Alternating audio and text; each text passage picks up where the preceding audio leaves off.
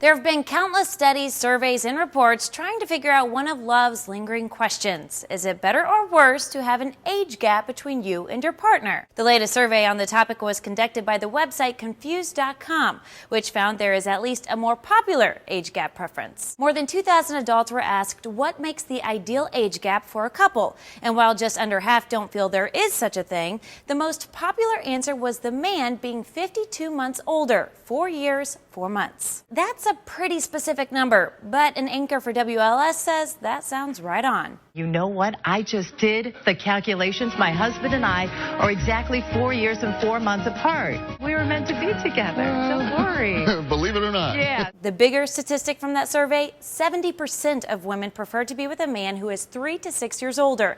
WRC gives the perks of dating a few years up. When asked what benefits there are of dating someone older, 40% said the younger partner's youthfulness rubs off on the older partner. WRC adds 33% of women said they would date a man 7 years older. But the boys, not so much. WOFL has their thoughts. As for the guys, only 2% say they would rather be with an older woman. So that's people's preferences, but is there really a right choice? Studies have gone back and forth for years over the benefits and drawbacks of having an age gap in your relationship. For example, Slate points out a 2005 government study in the United Kingdom found that age disparity played only a very small role in the likeliness of a couple divorcing, which completely conflicts with a 1994 Canadian study that says divorce rates are lowest when the husband is 2 to 10 years older than the wife, or when the magnitude of their age difference is extremely large.